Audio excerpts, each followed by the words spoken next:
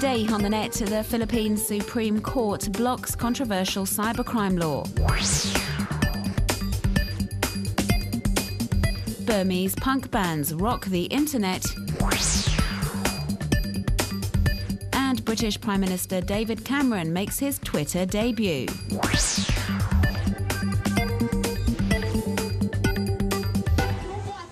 On Tuesday, the Philippines Supreme Court suspended implementation of the country's controversial cybercrime law. A number of petitions signed by tens of thousands of web users had in fact been submitted to the country's highest court, seeking to declare the law unconstitutional. The law, which has been vigorously opposed, is intended to help the authorities combat internet crimes like piracy, identity theft and also child pornography. But it also makes online libel a crime, with a penalty of up to 12 years in prison. Critics say the system will give the government authority to block access to websites and monitor online communications traffic without a court-ordered warrant.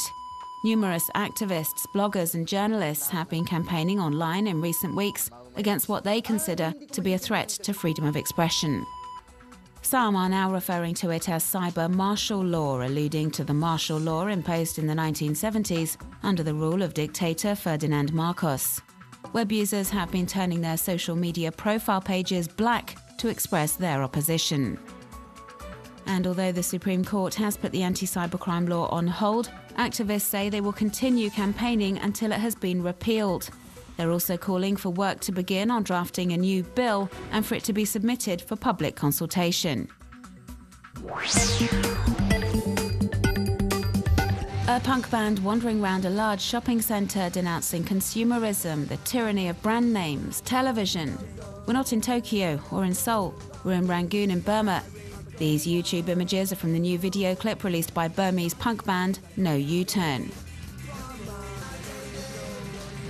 This isn't the only Burmese group with an online presence, showcasing a little-known Burmese subculture. The local punk rock scene is in fact highly active on the web, with music videos on YouTube, album promotions on Facebook, and above all, the sharing of music via listening platforms or specialist sites. It's a way for these groups that sing in English to make a name for themselves whilst bypassing the censorship. Groups like Blood Sugar Politic or Rebel Riots, names that express a rejection of government policies. The authorities continue to target them despite the democratic reforms which began in 2011 after 50 years of military dictatorship. Rangoon's underground music scene was established in the years leading up to political reform and continues to grow. And although Burmese punk and rock groups still find it hard to find gigs, they're working on it by organising events like the Common Street Festival or Myanmar Woodstock Festival, events they promote via social media platforms. And thanks to the internet, some independent rock groups in Burma are starting to get gigs abroad. The group Side Effect, for example, recently played at a festival in Indonesia.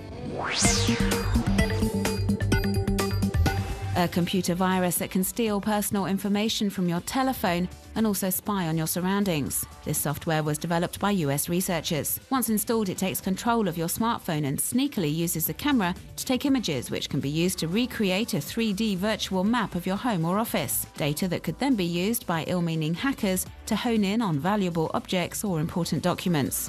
The software developers hope it will serve as a warning on the dangers of spyware.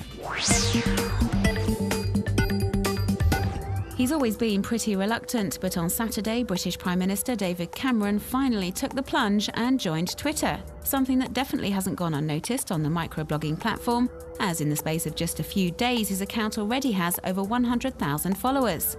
But not everyone is necessarily a fan. His arrival on Twitter has unleashed a wave of criticism and insults, reflecting his growing unpopularity. Many web users have challenged David Cameron on the austerity measures implemented by his Conservative government.